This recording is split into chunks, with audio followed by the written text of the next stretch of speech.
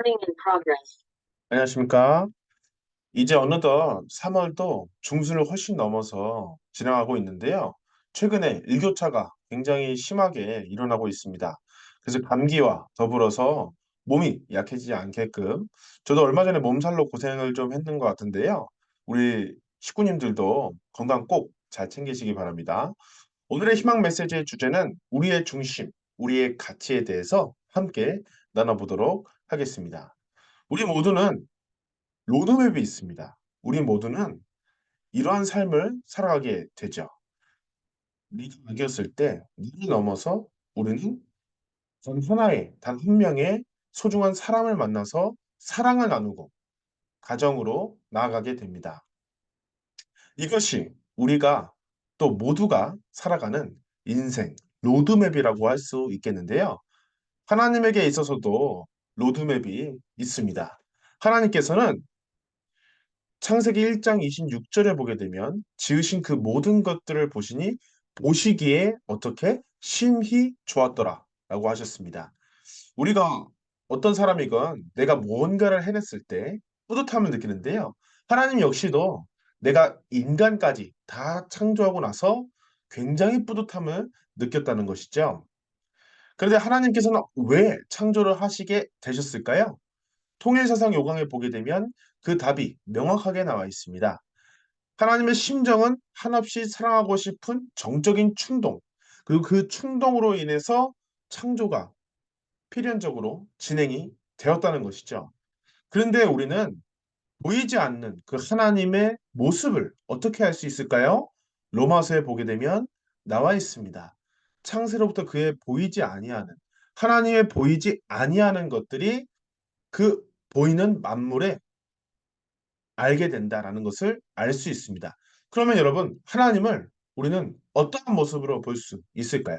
우리는 이 앞에서 우리 모두의 인생 로드맵에 대해서 알아보았습니다. 그래서 누구나 나를 넘어서 소중한 사람을 만나서 가정을 꾸려 나가게 됩니다. 하나님 역시도 같습니다.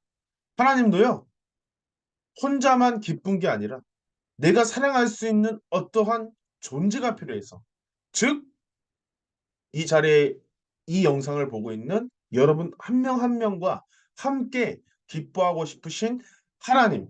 그것이 바로 하나님의 로드맵이었다는 것이죠.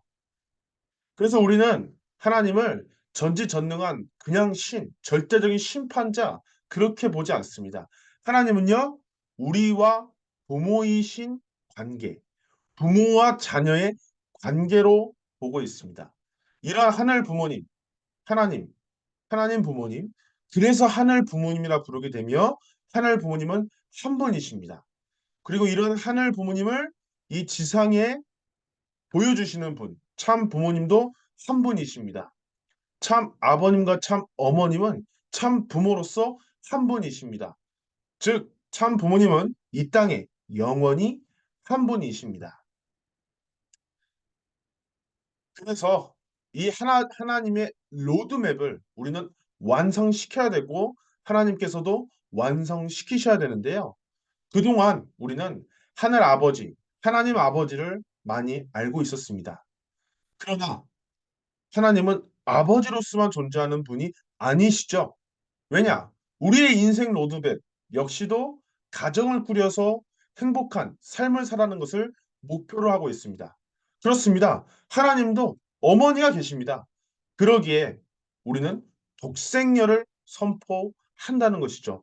독생녀를 선포할 수밖에 없다는 것입니다. 그래서 그동안 은폐되었던 하늘 어머니를 드러내면서 하나님을 이제야 부모님으로 모시기 시작하였고 그동안 가려져 왔던 하늘 부모님의 위상을 찾아드리고 하늘 섭리의 진실을 그리고 모두가 행복할 수 있는 미래를 향해 나가기 위해서 독생녀를 선포한다는 것입니다.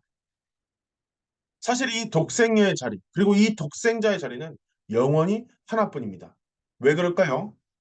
전지전능하신 창조주 하늘 부모님께서도 한 분이시기 때문입니다. 즉 그러한 하늘 부모님께서 실체에 머물러서 이 지상에 계시는 참 부모의 자리도 영원히 하나이죠. 그래서 독생자와 독생녀의 자리도 영원히 하나인 것입니다.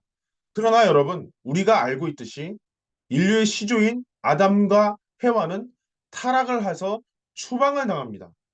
즉, 이때부터야 여러분, 아담과 해와의 자리, 독생녀와 독생자의 자리가 사라지고 말았습니다. 그렇지만 하나님은 부모이십니다. 하나님은 인류의 명백한 부모이십니다. 그래서 그 인류가 구해달라고 절규하는 그 목소리를 하나님은 무시할 수 없었습니다. 그래서 구원 섭리를 독생자와 독생녀를 보내기 위한 구원 섭리를 진행하게 되셨던 것이죠.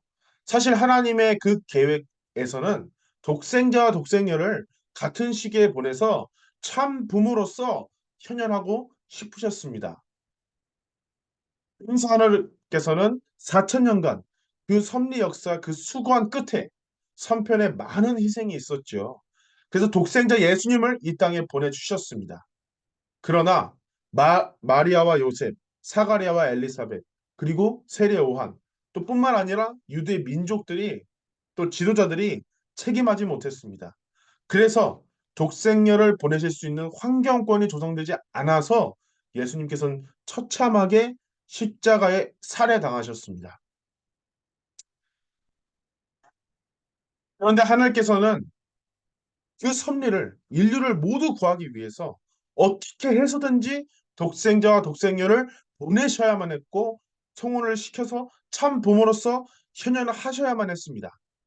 근데 이스라엘 민족이 만약에 실패하고 다른 민족이 없다면 하늘 부모님의 섭리는 실패로 끝나야만 하는 것일까요? 그러지 않았습니다. 하나님께서는요, 1안이 안 되면 2안이라도 하셔야 합니다. 이것이 하나님의 마음이자 사랑의 심정이기 때문이죠. 그래서 이스라엘 민족이 혹여나 책임을 못할 수도 있다는 것을 아셨습니다. 그래서 이스라엘 민족의 그 등장이 훨씬 이전부터 한민족을 찾아 세우셨습니다. 한민족은요, 예로부터 하늘을 숭상하고 또 제사를 지냈습니다. 그리고 한민족은 절대로 다른 나라들을 침략하지 않았습니다.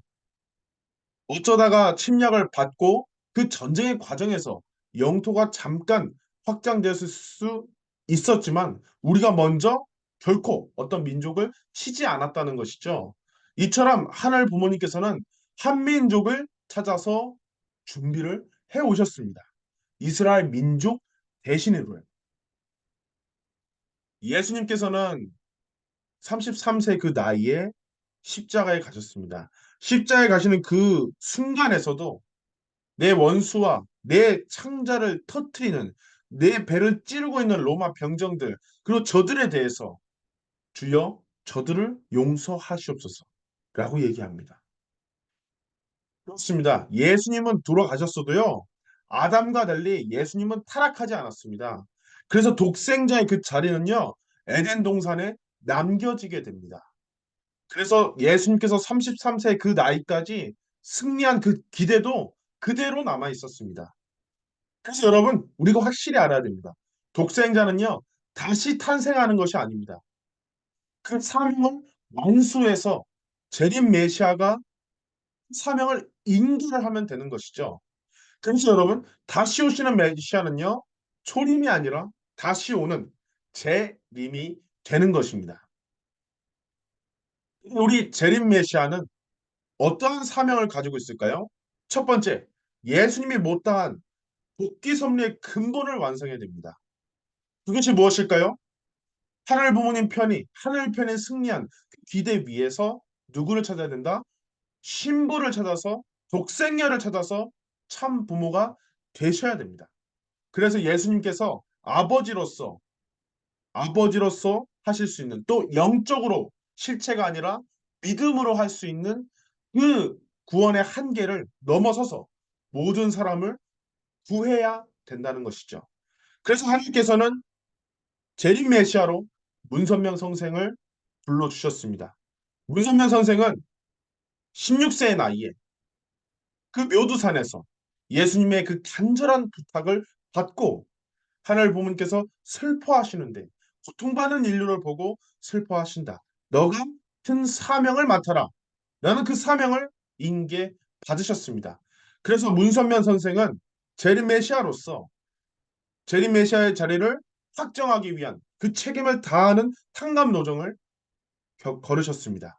그리고 독생년을 만나 참 부모로 현현하시게 되신 것이죠. 독생자 예수님께서는 초림 독생자 예수님이셨습니다. 4천년 만에 탄생하셨죠. 하나님 부모님께서 직계 혈통이셨고요. 또 하늘 부모님의 사랑을 몽땅 받으실 수 있는 유일한 분이셨습니다. 하나님은요, 그냥 인간의 역사에 개입하실 수 없습니다. 독생자 예수님을 통해서 개입하실 수 있었던 것이죠.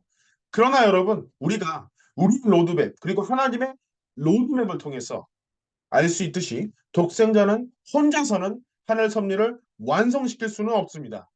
그래서 독생자는 독생녀를 만나서 참부모의 자리에 나아가야만 하는 것이죠. 그래서 여러분, 그 4천년의 그 기대 위에 그 2000년이 지나서 6천년 만에 성경 역사 6천년 만에 탄생하신 독생녀가 초림 독생녀가 바로 참 어머님이십니다. 독생녀는요, 독생자와 마찬가지로 유일한 하늘 부모님의 첫 번째 사랑을 몽땅 차지할 수 있는 존재입니다. 예수님께서는 분명히 말씀하셨습니다. 다시 오마, 내 다시 오마 말씀하셨습니다. 그리고 다시 와서는 어린 양 혼인 잔치를 하신다고 하셨습니다. 즉, 재림 메시아는 독생녀와 어린 양 혼인 잔치, 성혼을 통해서 승리하실 수 있는 것이고요. 독생녀가 탄생해야 섭리 완성이 이제야 가능하게 되는 것입니다. 그래서 여러분, 기독교의 본질은요, 바로 초림 독생녀를 기다리는 것입니다. 그래서 신부로서의 교회를 주장하고요, 또 천주교도 신부를 아주 중요하게 여깁니다. 이유가 무엇일까요? 바로 초림 독생녀를 기다리는 것이었습니다. 그런데요, 우리 독생녀 참 어머님께서는요, 그냥 한민족에서 태어난 게 아닙니다. 기독교의 기반 위에서 태어나셨습니다. 칼뱅이라는 존 칼빈이라는 아주 종교개혁 또 새로운 시대를 정립했던 신학자가 있습니다. 그 칼뱅이 개혁 교회 개혁의 필요성이라는 논문을 제출합니다. 그 논문에서는 이렇게 주장합니다. 이전까지는요 정말 선택된 사람들, 부자들, 정말 귀한 사람들만 신앙을 할 수 있었습니다. 그렇지만 이제는 모두가 하나님을 어떻게 직접 함께 모셔야 된다라고 그 교회 개혁의 필요성이라는 논문을 제출했던 시기가 1543년입니다. 그때부터 종교 개혁이 돌풍을 일으키기 시작했습니다. 그로부터 정확히 400년 뒤에 1943년에 독생녀, 초림 독생녀, 참 어머님께서 탄생하시게 되십니다. 대한민국은요, 동방의 예루살렘이라는 명칭이 있습니다. 그리고요, 그 동방의 예루살렘, 한국에서 기독교 역사가 종결된다라는 수많은 예언이 있습니다. 그래서 이러한 개신교의 맥을, 예루살렘의 이 맥을 이은 한국 기독교 기반 위에 어머님은 탄생하셨고요. 독생녀, 어머님의 탄생은 새로운 시대로 전환하는 역사적인 순간인 것입니다. 원래 본연의 에덴 동산에서는 독생자, 독생녀는 하늘 부모님과 일문일답을 하게 되어 있습니다. 그래서 내가 하늘 부모님과 직접 소통할 수 있는 또 답을 얻을 수 있는 그러한 부모와 자녀 간의 그 관계였다는 것이죠. 그래서 독생자와 독생녀는요, 하늘 부모님의 뜻과 창조 원리를 원래부터 본성적으로 알게 되십니다. 예수님이 그러셨습니다. 누가복음 2장, 요한계시록 7장에 보게 되면 알 수 있습니다. 그래서 독생이신 참 어머님 역시도 그러셨어요. 그래서 누가 가르쳐 주지 않아도 나는 내가 스스로 체험해서 깨달았다라고 그렇게 말씀하십니다. 그래서 뜻을 중심 삼고 어떠한 뜻? 하늘 부모님이 인류를 구원하고 싶으시고 인류와 함께 어떻게? 천지인 참 부모로서 그 뜻을 알았기 때문에 스스로 결심해서 완성의 자리에 가게 되십니다. 어떻게요? 스스로요. 그래서 태어나면서부터 하늘 부모님을 하나님을 부모로 알고 자랐고요. 그리고 독생자 예수님은 또 배우지 않았어도 스스로 체험하고 느끼셔서 알고 생활하셨습니다. 이것이 성서에 기록이 되어 있다는 것이죠. 근데 이러한 하늘 부모님께서는 보이지 않으십니다. 하늘 부모님께서는 보이지 않으시기 때문에 이 섭리를 주관하시기 위해서는 중심축이 필요합니다. 근데 이러한 중심은요, 어떨 때 등장을 하게 되냐? 어린 양 혼인잔치, 성원, 즉, 참 부모께서 현현하실 때 어디에? 지상에 등장하시게 됩니다. 그래서 하늘 부모님과 인간이 어떻게 하나 되어 함께 같이 사는 그 순간부터 하늘 부모님의 꿈이 실현되는 것인 것이죠. 그래서 천지인 참부모, 하늘 부모님과 참부모, 그리고 인간 하나 되어서 그 자리, 자녀를 무한히 번식해서 하나 되어서 같이 함께 기뻐하는 그 자리가 바로 여러분 천주의 중심 자리입니다. 그래서 하늘 부모님과 대를 이어서 함께 영원히 기뻐하는 자리고요. 그래서 이 자리야말로 진리의 중심 자리고요. 본심의 중심 자리고요. 천지인 참 부모가 현현하고 자녀를 무한히 기쁘게 또 함께 또 사랑을 나누면서 번식하는 자리입니다. 그러나요, 여러분, 우리는 인간 시조의 타락으로 인해서 이 자리를 잃어버렸습니다. 근데 이 자리가 다시 나타나게 됩니다. 언제부터? 천일국 기원절부터입니다. 근데 원래 여러분 1960년 우리 성원식 참 부모께서 이 땅에 태어나셨을 때 그때 재림 메시아 문선면 선생과 초림 독생녀 참 어머님과 함께 송원하는 그 자리는요. 원래 국가 기반을 그 국가 기반 위에서 해야 됩니다. 그러나요, 여러분? 그러지 못했습니다.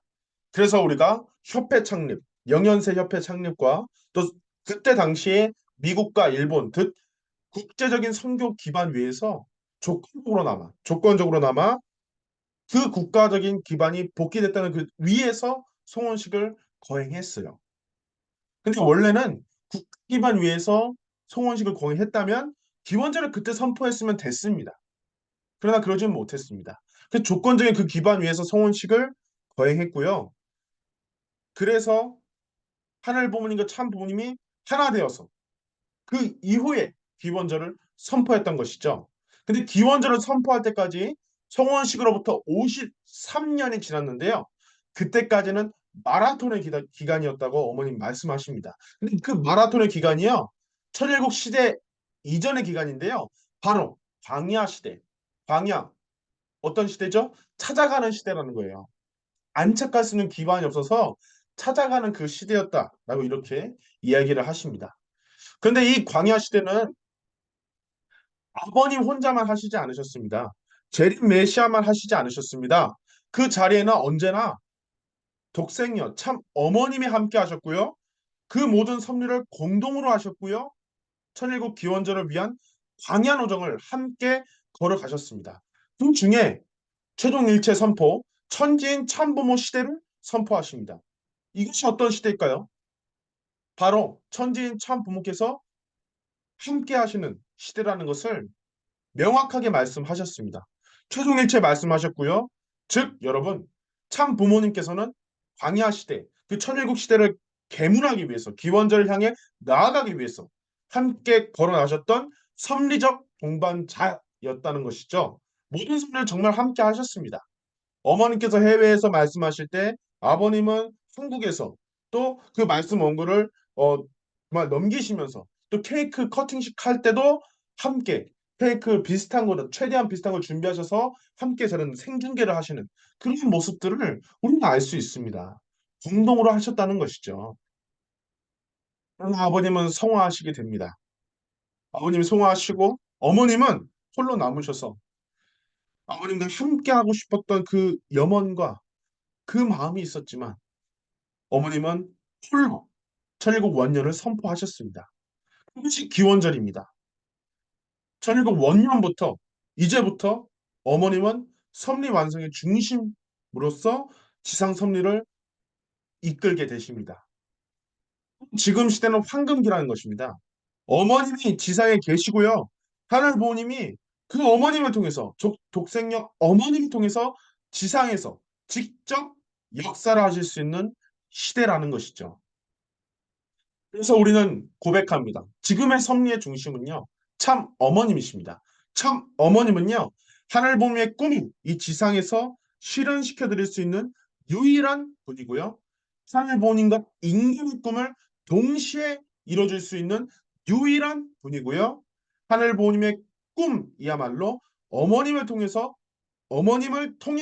구체적으로 성취됩니다. 그래서 우리 기원절 2013년 1월 13일 그때부터 하늘 섭리는 터닝 포인트를 가지게 됩니다. 하늘은요, 어머님을 통해서 천일국을 개문하라고 하셨습니다. 그래서 어머님은 이를 악물고 무릎을 부여잡고 일곱 개 국가복귀, 일곱 개 종전복귀, 대륙복귀에 차를 가하셨습니다. 그래서 하늘께서도 꿈에 그리던 그리고 모든 인류들이 본심을 통해서 꿈에 그리던 그 천일국 안착을 선포하신 것이죠. 그 이후에 하늘 부모님 성회를 창립하십니다. 근데 하늘 부모님 성회는요, 모든 인류, 모든 종단, 모든 국가가 이 하늘 부모님의 품 안에서 하나 될 수 있는 성회라는 뜻입니다.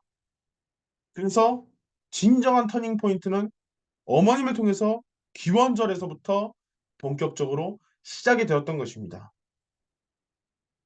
한 부모, 처녀는 어머님이 계시기에, 어머님이 아버님과 함께 계시기에 가능했던 일이었습니다. 그래서 아버님께서도 참부모 섭리의 중심이시고요. 탄생부터 지금까지 어머님은 섭리 완성의 이 중심을 지켜오셨습니다. 어머님을 이 지상에서 지키기 위해서 6.25 전쟁이 있었고, 그리고 어머님 북한에 계시면서 내려오셨습니다. 그 피난의 과정에서 만약에 유엔군이 참전하지 않았다면 한국은 함락됐을 겁니다. 그런데 기적적으로 러시아가 그 회의에 없었고 유엔 회의에 없었고요. 그래서 가능했던 것이 바로 유엔 참전이었습니다. 16개국의 유엔 참전이었죠. 그래서 하늘의 특심 보호하심이 있었습니다. 기적적인 일입니다. 그리고 어머님은 성원 때도 남이 이렇게 부탁하지 않았습니다. 성원 때 스스로 결단하셨습니다. 17살의 그 참 어머님께서는 당시 이슈, 화제의 중심이었던 자기보다 23살 위에 40살인 참 아버님, 제린 메시아와 송원할 것을 스스로 결단하셨습니다. 그래서 스스로 이렇게 성장하고 깨닫고 채우라는 그 성장 기간을 통해서 성원식을 통해서 그 이후의 과정을 통해서 하늘의 어머니를 완성시키셨습니다. 그리고 침례, 기원절 선포를 통해서 이제야 천주의 중심자리, 하나님과 참 부모와 인간이 함께 기뻐하실 수 있는 그 자리를 통해서 하나님 부모를 완성시키셨고요. 일곱 개 국가, 일곱 개 종단을 복귀함으로써 안착 시대를 여셨습니다. 그래서 우리가 얘기합니다. 기원절 이후 하나님 섭리를 완성하는 섭리 완성의 중심이 바로 어머님이시고요.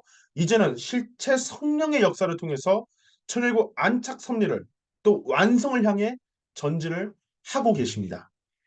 그래서 이러한 최종 섭리, 마지막 섭리를 이제 완성을 해야 되는 그 중심이 바로 어머님이시라는 것이죠. 그래서 우리는 어머님의 가치에 대해서 알아야 됩니다.